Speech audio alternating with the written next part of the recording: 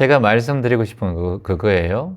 그 사람을 용서하려고 하지 말고 그 어린 시절에 내가 그렇게 하지 못했던 나를 보듬고, 그리고 어린 시절에 원망했던 그 존재들 또는 용서하려고 애쓰지 마라. 아직까지 내 마음의 힘이 그렇게 안 된다. 그러니까 그 사람들을 용서하려고 하지 말고 오히려 나를 보듬고 안아주고 나를 사랑하고 그렇게 하지 못했던 나를 용서해버려라.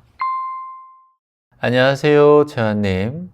처음으로 감사한 마음을 표현합니다. 누구를 탓하는 마음을 내려놓고 싶어서 오랜 시간 채환님의 영상에 도움을 받아왔습니다.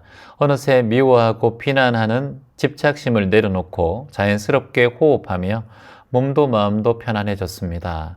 어디선가 댓글 없이 혼자 채환 선생님의 영상으로 수행하고 계실 모든 분들을 응원합니다. 저도 오늘 처음으로 댓글로 감사한 마음을 자주 달아주세요. 얼마나 오래간만에 지켜보셨으면 이렇게 그래도 고맙습니다. 달아주셔서.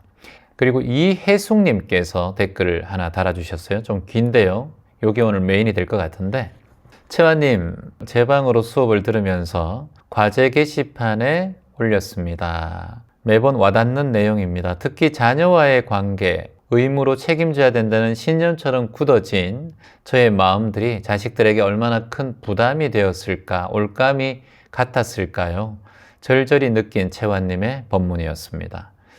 그리고 김정숙 님도 댓글을 하나 달아주셨는데, 남남이 되어버린 지가 20년이 되었습니다. 남편과. 애들 아빠에 대한 생각이 이제는 세월에 묻혀 생각이 잘 올라오지 않는데요. 채환님이 해주신 용서 명상을 따라해보니 과거의 애들 아빠로 인해서 내 가슴 깊은 곳에 어쩔 수 없이 남아있는 심한 상처와 아픔, 불행도 떠오르게 되더라고요. 채환님의 명상 공부를 하며 안 좋은 생각도 참 많이 더 흘려보내며 마음 공부를 하고 있습니다. 나의 열등감과 낮은 자존감, 나를 사랑하지 못했던 마음, 남과 달라야 했던 결혼 생활의 불안과 원망, 자식에 대한 미안함, 자식들이 이 엄마에게 얼마나 원망했을까, 미워했을까, 이 모든 것들을 용서하고 미운 마음을 가졌던 나를 용서합니다. 그렇게 살 수 없었던 그 시절도 용서하겠습니다. 과거의 아픔과 슬픔에 집착하지 않으며 흘려보내겠습니다. 소중한 마음 공부를 앞으로 흘러갈 세월에 차곡차곡 보태어 나가는 삶을 살아가겠습니다. 늘 감사합니다. 용서 명상 47일 차에서. 자, 일단 박수 한번 보내고 싶습니다. 정숙님. 20년이 지난 아픈 사람이 있습니다. 남남이 된 지 벌써 20년이 흘렀어요. 근데 왜 아직 가슴이 아플까요? 잊은 줄 알았는데. 그런데 잊은 게 아니었죠. 그냥 상처를 밴드로 덮어둔 것 뿐이에요. 피가 철철 날 수 있어요.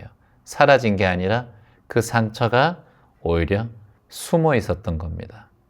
혹시 여러분도 누군가의 상처로 인해서 그 상처를 마음에 품고 사시는 분들이 계시다면 오늘 이 말씀을 꼭 해드리고 싶어요.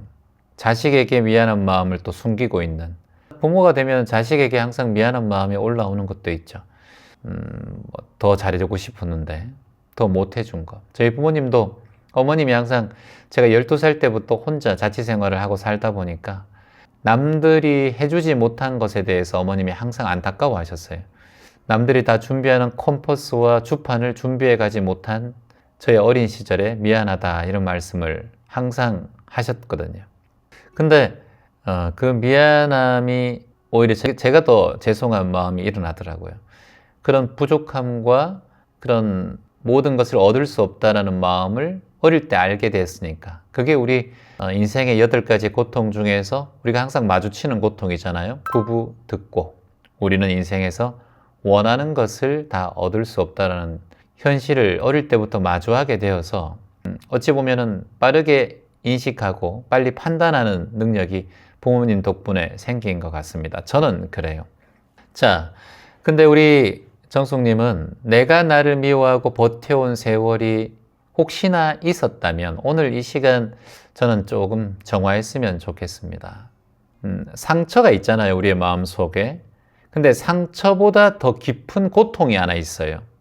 여러분도 상처 있으시잖아요. 마음속의 상처. 뭐 그 시절, 그 인연, 그 존재 또는 그 환경, 그 배경 때문에 내가 상처를 입었을 수가 있어요. 근데 그 상처보다 더 큰 고통이 하나 있는데 그게 무슨 고통이냐면 그 상처를 붙잡고 놓지 못하는 고통이에요. 그러니까 내가 여기 뜨거운 불을 잡고 놔버려야 되는데 놓지 못하는 거예요. 왜 놓지 못할까? 이유는 단 한 가지. 이게 놓는 것을 해보지 않았거든. 놔본 사람이 놓거든요. 그 명상이 놓아버리는, 방아착하고 비워버리는 그런 게 명상의 과정이에요. 근데 명상을 우리가 해본 적이 없잖아요. 그전에는, 명상을 만나기 전에는 제대로. 그러면은 미운 사람 또는 용서보다 더 필요한 건 뭐냐? 내가 그렇게밖에 살 수 없었던 환경과 배경, 그때 시절 인연들, 이런 과거가 나를 아프게 한단 말이죠. 보통 어릴 적에 누구에게 폭력을 당하고 아픔을 당했던 사람들의 대부분의 이 오래된 트라우마가 뭐냐면 내가 왜 그때 그 상황을 말하지 못했고 왜 뿌리치지 못했을까? 거기에 대한 후회가 너무나 많습니다. 제가 상담을 해보면 아버지가 저한테 그런 짓을 했는데 제가 왜 뿌리치지 못했을까? 엄마가 아버지한테 맞고 있는데 왜 내가 말 한마디 못했을까? 그걸 내가 훔치지 않았는데 내가 누명을 썼는데 왜 내가 그 말을 훔치지 않았다고 말하지 못했을까? 그 사람이 나를 폭행하는데 내가 싫다고 왜 떠밀지 못했을까? 이런 트라우마가 많아요. 이게 뭐냐면 나를 용서하지 못하는 마음이에요. 나를 용서하지 못하는 마음. 그러니까 그때 그 시절의 어린 나는 지금의 나와 달라요. 전혀 다른 존재입니다. 근데 그 존재가 왜 하지 못했을까? 지금의 나는 할 수 있지. 근데 지금의 나는 그 존재가 나와 전혀 다른 존재예요. 그때 그 존재는 이미 내가 아니고 나는 이미 바뀐 존재입니다. 그래서 그때 그 상황에 나라는 존재는 그걸 할 수 없는 존재였어요. 근데 커서 또는 시간이 지나서 내가 그걸 하지 못했다라고 자괴감을 가지는 건 너무나 자신을 무너뜨리는 행동들이에요. 이걸 항상 조심해야 돼요. 그래서 우리가 그것을, 그 뿌리를 계속 잡고 있어서 시간이 지나고 10년이 지나고 20년이 지나고 난 다음에도 그 뿌리를 잡고 있어서 왜 내가 못했을까 이런 관념에 빠져 있어요. 그런 업과 까르마의 속에서 살아가고 있단 말이죠. 그래서 그런 마음이 올라오면 이렇게 얘기해야 돼요. 아, 그래. 지나간 내 과거에 인연되었던 내 존재야. 그때는 너는 그렇게 말할 수 없었어. 그때 너는 그렇게 뿌리칠 수 없었어. 그때는 네가 스스로 약하다고 생각했기 때문에. 그리고 그게 두려웠기 때문에 그랬어. 괜찮아. 충분히 이해돼.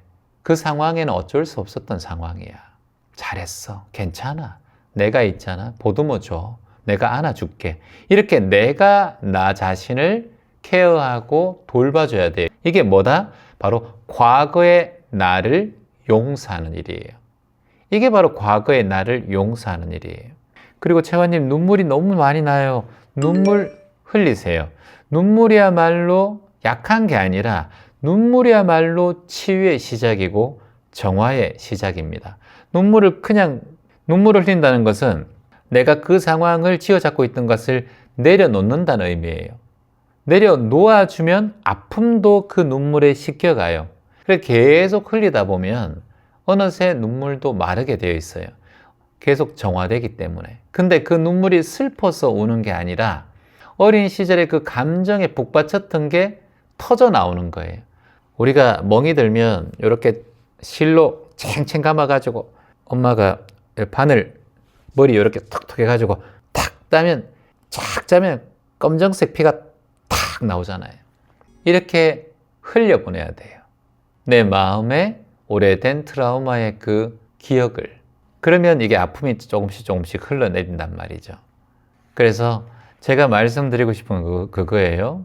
그 사람을 용서하려고 하지 말고 그 어린 시절에 내가 그렇게 하지 못했던 나를 보듬고 그리고 어린 시절에 원망했던 그 존재들 또는 내가 지금 미워하는 그 존재들을 용서하려고 애쓰지 마라. 아직까지 내 마음의 힘이 그렇게 안 된다. 그러니까 그 사람들을 용서하려고 하지 말고 오히려 나를 보듬고 안아주고 나를 사랑하고 그렇게 하지 못했던 나를 용서해버려라. 그런 나를 용서해버리라. 자기 벌주기 하면 안 됩니다. 자기 벌주기. 그 죄책감을 가지는 것은 사랑이 아니에요. 죄책감은 자기를 벌주는 거예요. 그래서 상처를 준 그 누구의 존재도 용서하고 미워하고 그런 인연관계를 자꾸 마음속에 떠올리지 말아요. 그러면 내 에너지가 자꾸 힘들어요. 그러지 말고 힘들었던 나 자신, 오랫동안 아팠던 내 기억, 이 내면에 있는 자아와 내면의 아이를 보듬고 사랑해주고 아껴주라는 말이에요. 그래야 이게 정화가 일어나고 나중에 더 큰 그런 불편함이 생기지 않아요. 그 존재를 용서하라는 것은 힘듭니다. 여러분, 용서가 쉬워요, 어려워요? 한번 여쭤볼게요. 용서가 쉬워요, 어려워요? 어렵지. 용서만큼 어려운 게 없어요. 근데 이거 하나만 알면 돼요.